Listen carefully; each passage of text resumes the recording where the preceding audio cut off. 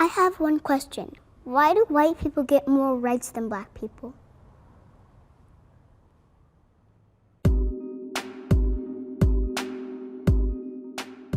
Antoine, what have you told your daughter about police? We actually have a line that we do at our house. We practice this thing. It's just one of those things I almost feel like it's necessary as an African-American parent. And so, what is it? I'm Ariel Sky Williams. I'm 8 years old. I'm unarmed and I have nothing that will hurt you. And what's the next place you put your hands when you're driving or on the steering wheel with your hands out? It's one of those things that I don't feel like I should have to teach my kids that, but it is an actual reality. I'm doing the right things. I work. I'm not out here selling drugs. I'm not out here breaking the law. I do the things, I follow the right things, but I could be Philando Castile. I could easily be him. I could easily be the guy who does not come home.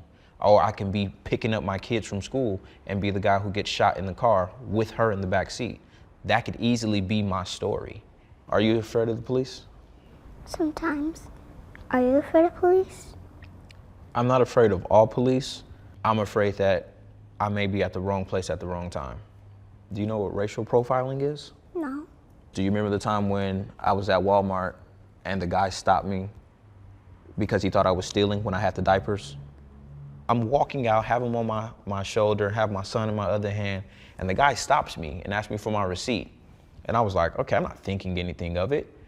And then this lady just walks by with a 55-inch Samsung Smart TV and just walks straight out. And I'm like, but you're asking me, you're stopping me for a $17 pack of diapers? He was like, sir, well, it's our protocol. I was like, well, the protocol should definitely go for a $1,700 TV. Things like that, that's racial profiling. He stopped me because I was black and he thought I was stealing. If I wasn't black, I don't think he would have stopped me. How does that make you feel to hear that? Makes me feel unfair. It makes me feel really frustrated how white people get more privileges than black people and how they get more opportunities than black people. I've been trying to figure that out for years. Man, you're making me tear up, girl. I wish I had the answer. All I can do is do my best to protect you and protect our family. Police, they use the terms protect and serve. What does that mean to you? That's a joke to me. And I called the police for some drug activity. And the first thing they do to me is they ask me for my ID and they put me on the car and all this stuff. I'm like, I called you. I'm calling you because I'm trying to do my part to clean up the neighborhood. How are you protecting and serving when, you hide behind the badge and you hide behind the gun? You're not protecting and serving. You have an ego problem. It's a few officers who I see all the time, and they don't park their cars in our neighborhoods. They're not living in the areas that they're serving. And what happens is they create this preconceived notion in their minds that if all you're doing is looking for bad, then that's all you're gonna see is bad. If you can't talk to me with respect and I'm showing you respect, they say they get the training, but what is the training actually? Pull your gun first, shoot first, ask questions later. I drive a minivan. I drive a family dad van. It has stickers on the back of it. That's what I drive. But even still, driving while black is real. I am 5'6", 185 pounds, and I got pulled over because I fit the description of a guy who was 6'3", 250 pounds. It's impossible. I'm at my heaviest weight that I'm at now, and I'm 185 pounds. There's no way that I can be this guy. And I got tased for that. Ariel, are you okay? You look upset. What's wrong, baby?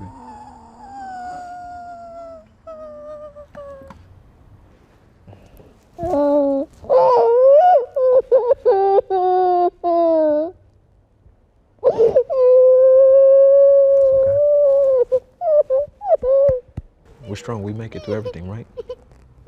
Okay? We got this. Every day I get to see you. I get to do this, right?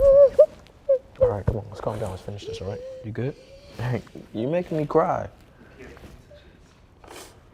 Is it upsetting to hear your dad tell you those stories? Well, I can't have my kids live in fear. We're humans. We're Christians, and one of the scriptures we use is God hasn't given us a spirit of fear. I can't let you live a life to where you're scared. Now you have to be aware, but you cannot just want to shut down and stay in the house. How do you feel about people who throw back the all lives matter?